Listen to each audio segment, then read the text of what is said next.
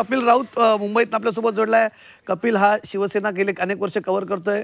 कपिलकडनं आपण समजून घेऊया। कपिल, गेल्या वर्षी गेल्या निवडणुकांच्या वेळेस खरं तर जेव्हा महासत्तानाट्य सुरू होतं तेव्हा सगळी जबाबदारी आमदारांची एकनाथ शिंदेंकडे होती। जेव्हा महाविकास आघाडीची स्थापना करत होती, आमदार मुंबईत आणणं किंवा त्यांना कुठे ठेवणं, यावेळी शिंदेंची काय तयारी? यावेळी स्वतः मुख्यमंत्री आहेत, यावेळी शिंदे काय तयारी करतात? नक्कीच काही तासातच महायुती का महाविकास आघाडी हे कळेलच। परंतु सर्वात महत्त्वाचं म्हणजे एकनाथ शिंदेंची कस लागलेली आहे।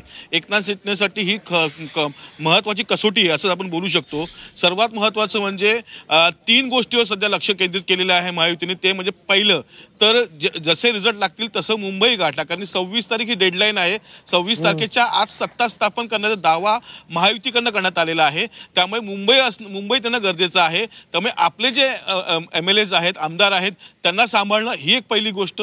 दुसरी गोष्ट म्हणजे जर काटेकी टक्कर झाली, जर रिझल्ट आगळा वेगळा आला, एकदम काटेकी टक्कर असा रिझल्ट आला तर मात्र मग अपक्ष जे उमेदवार आहेत त्यांना कसं गाठायचं हा एक दुसरा मुद्दा असणार आहे। आणि तिसरा महत्त्वाचा मुद्दा म्हणजे शिंदे काय तयारी करतायत? हे कपिल शिंदे काय तयारी करतायत? सध्या महायुती एकनाथ शिंदे नक्कीच एकनाथ शिंदे यांनी तयारी दर्शवलेली आहे। त्यांनी त्यांचं थेट कालचं एक स्टेटमेंट होतं का महायुतीचाच बहुमत असणार आहे आणि आम्हाला कोणत्याही हॉटेल्समध्ये लपण्याची गरज नाही आहे। आम्ही बोलवलेलं आहे सर्व आमदारांना, ते रणनीती आखण्यासाठी बोलवलेलं आहे। त्यामुळे आम्ही थेट वर्षावरती एक बैठक घेणार आणि बैठकीनंतर कशा प्रकारे महायुतीची रणनीती असणार आहे, कोण मुख्यमंत्री असणार आहेत, कशा प्रकारे गणितं जुळली जाणार आहेत यावरती चर्चा करणार आहेत।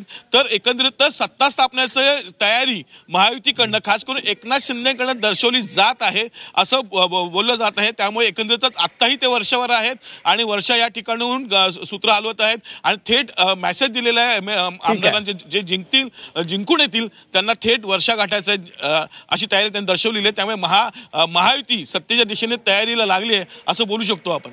ठीक आहे आपण